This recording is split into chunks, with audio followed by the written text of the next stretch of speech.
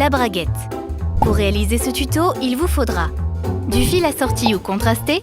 Ici, pour un effet jean, on utilisera un fil moutarde. Un zip en métal de 18 cm.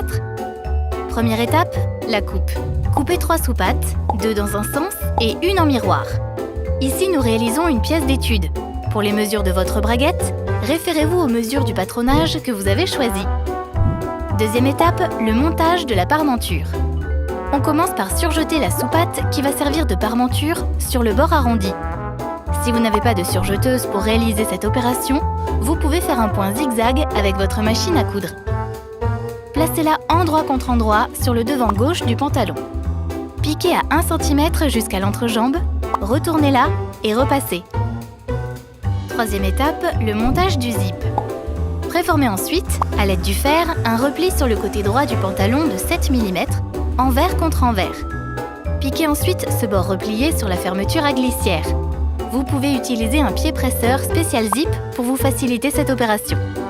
Le côté droit du pantalon est maintenant monté sur le zip. C'est au tour du côté gauche. Épinglez la parmenture sur le côté gauche du zip, puis piquez le long en ne prenant dans la couture que le zip et la parmenture. À l'aide d'une soupape, tracez une ligne de repère sur le devant droit du pantalon, puis surpiquez pour maintenir la parmenture en place. Réalisez ensuite dans le bas de votre couture un gros point d'arrêt pour rendre votre braguette très solide. Passez la machine à coudre en mode boutonnière afin d'obtenir un joli point bourdon bien serré. Quatrième étape, le montage de la soupape. Superposez les 2 soupapes restantes, endroit contre endroit, et piquez-les ensemble sur le bord arrondi. Crantez, retournez sur l'endroit et repassez. Surjetez les bords francs de la soupape.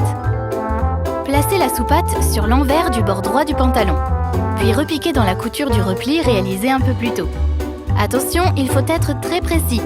On ne doit voir qu'une seule couture. Maintenez ensuite la soupape en place en faisant un nouveau point d'arrêt solide, cette fois-ci au niveau de l'arrondi. Et voilà, une braguette prête à l'emploi. Abonnez-vous à notre chaîne YouTube.